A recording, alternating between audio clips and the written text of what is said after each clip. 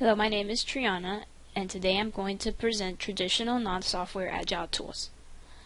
I am also going to present on how using software Agile tools may sometimes be the wrong choice for a software project. First tool I am going to present is a Kanban board. A Kanban board is a tool used to help visualize work to help optimize workflow. They typically utilize a whiteboard with colored sticky notes to denote the progress of work. It was developed by Toyota in the 1940s for its assembly line development. Workers would display colored Kanbans or cards to notify other workers if they needed parts or assembly to be done. There are 6 core principles to Kanban. I'm going to go over some of these, which include visualization, typically through the use of a board with cards and columns representing stages in a workforce, limiting WIP, or work in progress, which denotes just-in-time production, which is driven by demand. Managing flow, that is, workflow should be monitored, measured, and reported. And anything that doesn't contribute value to the customer should be removed. A typical setup for a Kanban board is shown here. There are 3 columns indicating tasks to be done, to do, tasks currently being worked on, doing, and tasks that have been completed already, done. A Kanban board can be customized with any number of columns and colored sticky notes or note cards based on the needs of your team. This is an example of a more detailed Kanban board. This team added a few more steps of workflow in addition to the regular to do, doing, and done columns. They also have a detailed key with different colors representing different categories for colored sticky notes. For example, in this board, any purple colored sticky notes represent a user story. This team also has a layout set up for sticky notes. For instance, a metric on the lower left-hand corner indicates work hours for a task, and yellow flags on the card indicate who's working on that card. Here are a few different examples of Kanban boards. You can see that the boards have different numbers of columns. The one on the left looks like it's using color-coded notes.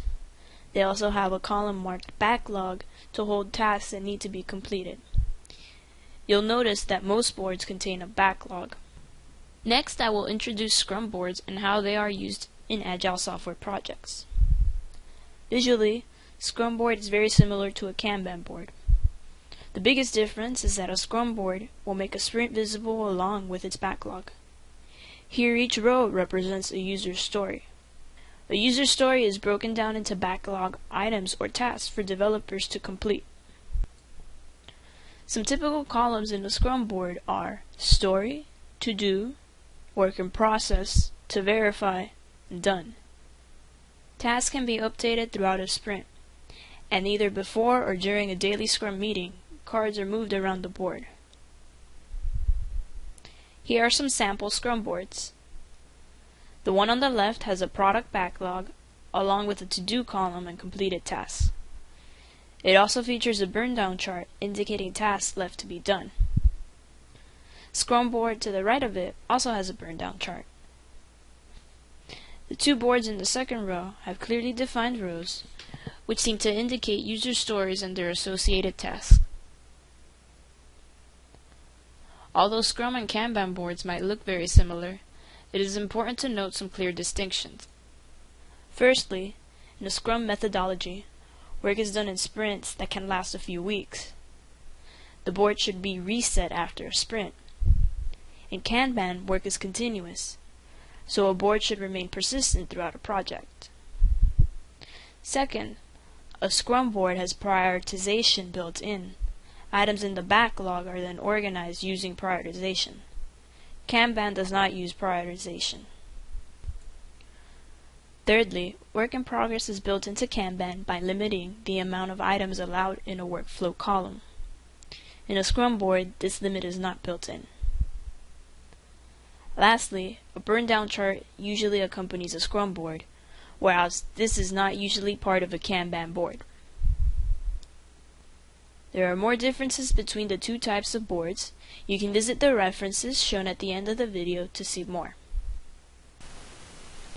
Combination of both Scrum and Kanban is known as Scrumban. Scrumban is commonly used in development and maintenance projects, and it contains Scrum's Agile methods along with Kanban's lean toward process improvement. Some key advantages of Scrumban are that it 1. Increases quality, 2. Helps with just-in-time decisions, 3. Helps to shorten lead times, 4. Helps to minimize waste by excluding things that are not valuable to the customer, and finally, it aids in continuous process improvement. Scrumban is useful when it is used for the maintenance of different applications, and it is also helpful for Agile teams focused on new product development. Here's an example of a Kanban board. The first column is a backlog, where stories are ordered by priority.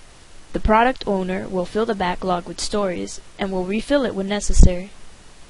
The owner should not fill it with too many stories, and should adhere to a work-in-process limit for his Kanban board. The backlog should also contain stories which are event-driven. A tasking column is next to the backlog column. It should always have at least one story to be tasked. In this board, story cards are in front of task cards. Next to this column is a series of doing columns. A software team can customize the names and numbers of doing columns based on their team's needs. These columns should also have a limit to the number of tasks they can hold. The last column is the ready lane, which holds completed tasks and stories. Another physical artifact associated with Agile are index cards. Index cards are used in planning boards like Scrum boards or Kanban boards. They are also used to create story cards that help capture user stories. User stories present user interactions within a system. User stories, unlike use cases, cover a small unit of functionality expected by users. Agile advocates prescribe that the size of a story card should be 3 by 5 inches, so that they are easy to pin down on a board and move around. In addition, the size can serve as a restriction for the size of the story. In the Agile context, story cards are pinned to a storyboard, which can host many story cards. The team will then move cards around and group them into categories. The storyboard is then refined into a task board like Kanban or Scrum. Agile planning games can also utilize index cards. Planning games are used to estimate effort and progress for software projects. Here are some examples of planning poker cards used to estimate the cost of a user story. So what are the differences between using software project management tools versus using physical tools? On one hand, physical Agile tools are tangible and they can be used and moved around by the team. They are colorful and people generally seem to like them. They also serve as a backdrop for daily meetings, giving a focal point for the meeting's direction. Physical tools are good and easy to use for teams new to Agile. Another plus is that they can serve as a morale boost in the workplace when workers physically see how many tasks have been completed. Finally, they are great for a concentrated team who all work in the same office. Software tools, on the other hand, can be difficult to use or might have a big learning curve. They do have their pros, however. They are great for a distributed team, meaning for workers who do not all work in the same location. They can be more easily backed up than a physical task board, and many are accessible from anywhere via the web.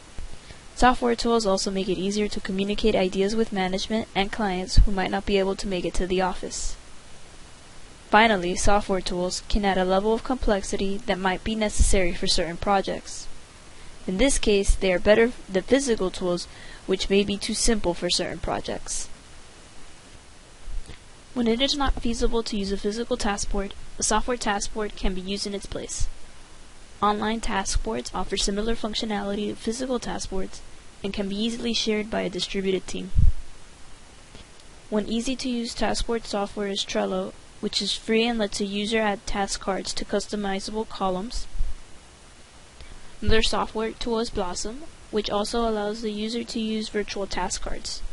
This tool also offers analytics in addition to the visual virtual task board. Basecamp is another similar tool which lets the user easily navigate through multiple projects which he can share with developers and clients. This concludes this video. In my personal opinion, a physical artifact such as a Kanban board should be used whenever possible.